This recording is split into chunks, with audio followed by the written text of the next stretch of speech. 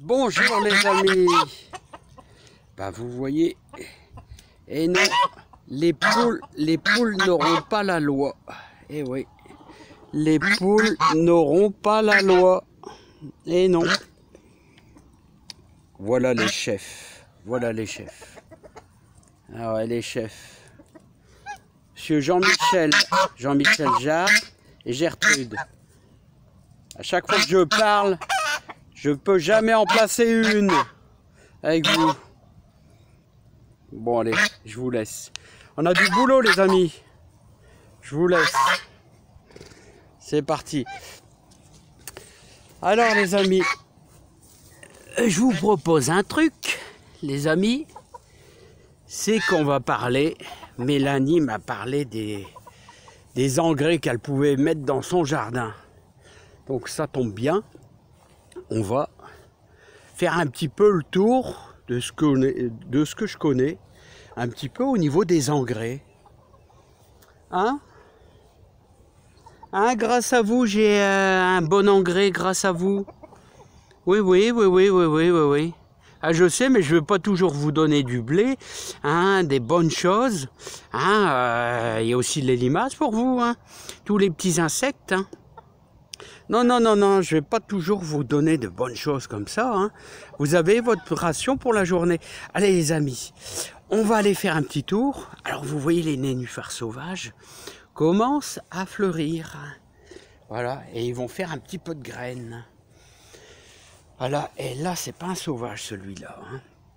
Bon, allez les amis, on s'en va en direction du jardin et on va parler des engrais sauvages. Alors les amis, il y a des légumes qui aiment bien avoir beaucoup d'engrais et d'autres non. Hein. Surtout n'arrosez pas avec du fumier de vache, un genre de tout ce qui est fumier de vache, voilà, trempé dans l'eau, tout ça. Vos échalotes, ça va les faire pourrir, voilà, ainsi que vos haricots verts. Surtout, ne mettez pas ça. Hein. L'haricot vert, lui, ça suffit. Faut pas trop de fumier du tout, hein. Surtout en été, hein. Un petit peu l'hiver quand même pour dire de nourrir la terre, mais on n'exagère pas. Les échalotes, ce qu'ils aiment bien, c'est de la cendre, hein, en hiver. On ajoute un petit peu de cendre. Voilà, les mange-tout aussi, ne mettez pas de trop de fumier, ils vont pourrir. Les oignons, c'est pareil, c'est comme les échalotes. Alors, qu'est-ce qu'ils aiment? Les poireaux, eux, adorent. Vous pouvez mettre des purins d'ortie, vous pouvez mettre un petit peu de bouse de vache mélangée à de l'eau, voilà, et là, le poireau, il adore un excès d'azote, hein. Voilà, hein. Voilà, il y a plein de... Les carottes aussi, sans exagération, on peut toujours faire donner un petit coup de main. Voilà, hein, les courgettes aussi, on peut leur mettre un petit peu de fumier, mais alors l'idéal c'est du fumier un petit vraiment vieilli quoi. Hein. Voilà, les oignons de Florence, on ne va pas exagérer non plus. Les oignons de Florence, si vous les arrosez avec du fumier, eh bien ça va pas le faire. Hein. Ça va pas le faire. Ils sont encore petits les oignons de Florence. Bon, on verra bien, hein, c'est normal, hein, c'est un petit peu normal. Hein. Allez. Les amis.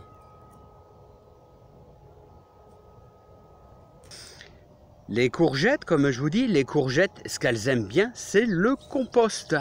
Alors on leur met une bonne dose de compost incorporé dans leur terre, hein, et un petit paillage, des herbes de tonte, voilà. Hein.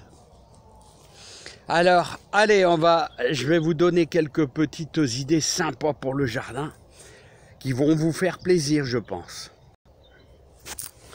Alors les amis, dans la nature, on trouve plein de choses super bonnes pour votre jardin. Voilà. Il y a des trucs vraiment formidables. La nature, elle est bien faite.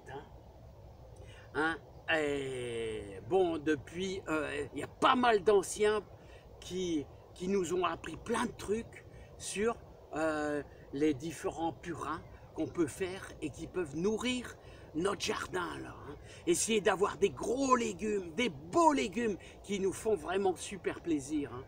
Et bon pour le corps, c'est ça qui est bien. C'est ça le plus important, c'est que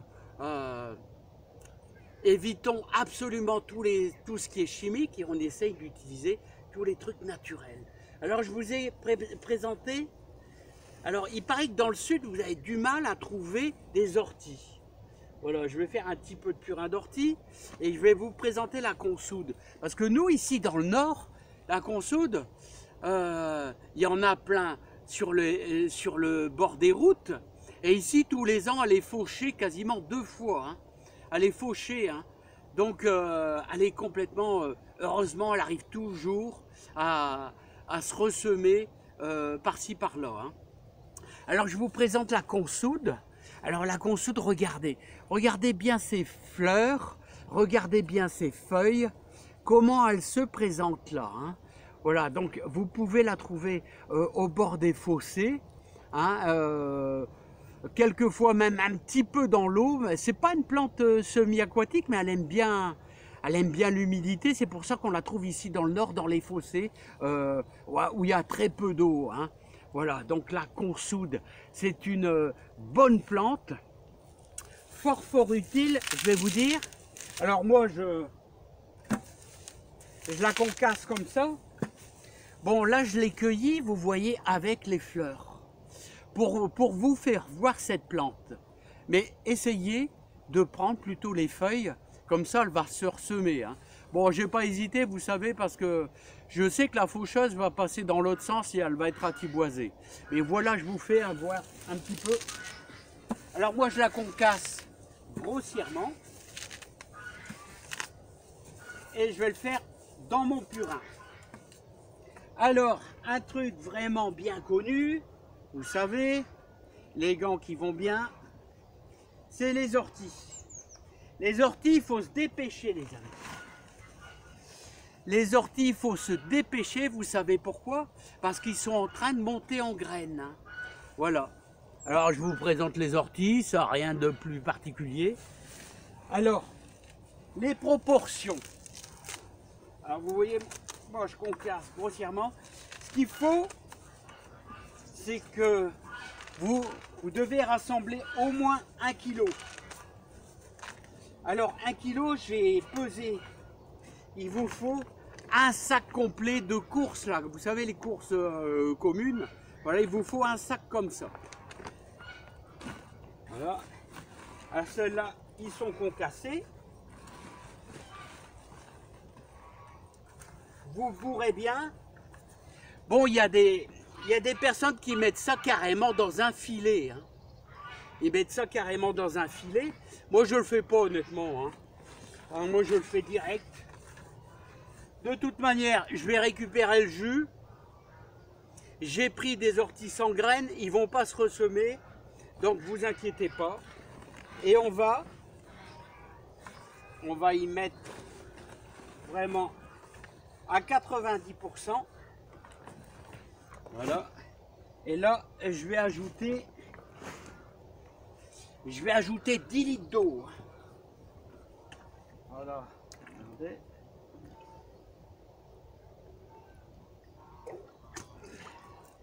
Attention, les gants vont être mouillés.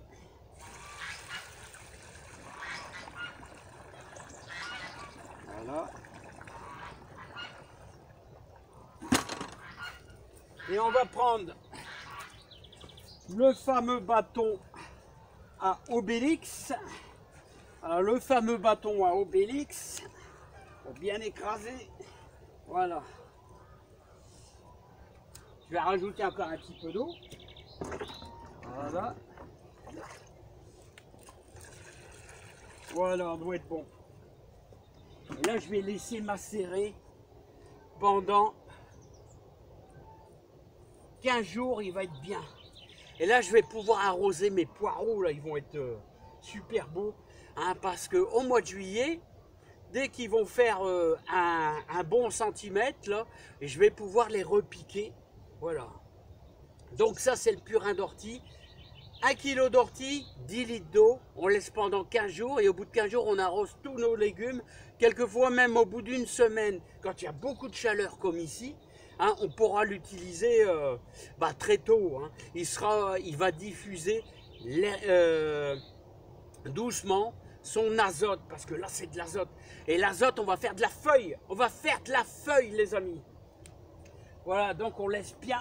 Et puis tous les jours, avec votre bâton d'Obélix, vous allez venir mélanger un petit peu. Alors ça va mousser. Ça va mousser, ça va fermenter, c'est normal. Et ça va puer, hein, ça pue toujours. Mais c'est du super naturel. Hein. Voilà, donc, alors ça c'est tout ce qui est plantes sauvages et très utile dans le jardin. Après, moi je vous dis toujours, hein, est-ce que j'arrose avec mes tomates? C'est le caca de pigeon. Hein. Pour arroser les tomates, comme dirait ce monsieur, cet ancien là que j'ai fait sa connaissance, il n'y a rien de tel. Donc, une fois par semaine, et je vais mettre 2 pelletés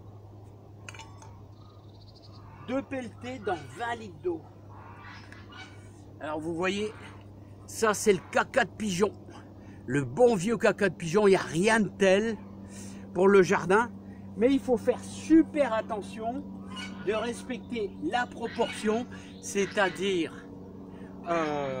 2 pelletés pour 20 litres d'eau, hein, bien mélangé, et vous arrosez vos légumes, surtout les tomates, les poireaux, mais pas les haricots verts, hein, pas les mange-tout, hein, surtout pas les échalotes, hein, ça va pas le faire, hein, ça va pourrir, hein, attention. Hein.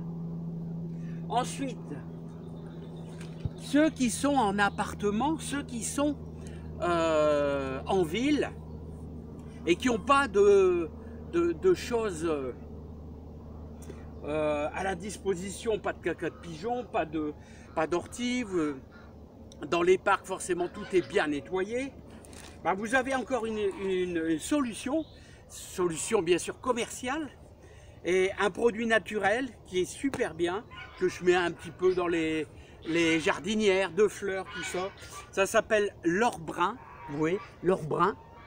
Et c'est fait avec... alors il y a de l'azote, il y a du phosphore, il y a du potassium. Et où est-ce que c'était marqué déjà? Ah ouais, là c'est marqué. Alors, vous avez des fumiers décomposés de bovins, cheval, volaille, de la poudre de viande, de la poudre de plumes déshydratée, vous avez du sang et vous avez aussi des algues. Alors là, vous avez tout ce qui est naturel. Et croyez-moi, j'ai fait l'expérience, même si vous en mettez carrément sur votre terre au-dessus de vos légumes, ça ne brûle pas du tout, c'est un engrais lent. Voilà.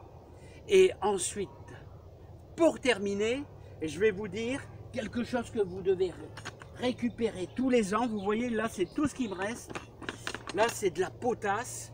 Autrement dit, c'est des cendres de bois. Hein. Des cendres de bois. Alors, qu'est-ce que je vais faire? Eh bien, je vais aller le mettre. On va y aller ensemble. Attendez, je vais rabattre les filets. Et on va aller le mettre ensemble sur le tas de compost avec le gazon. Alors, allons-y. Voilà, je vais rabattre le filet, les amis, comme ça.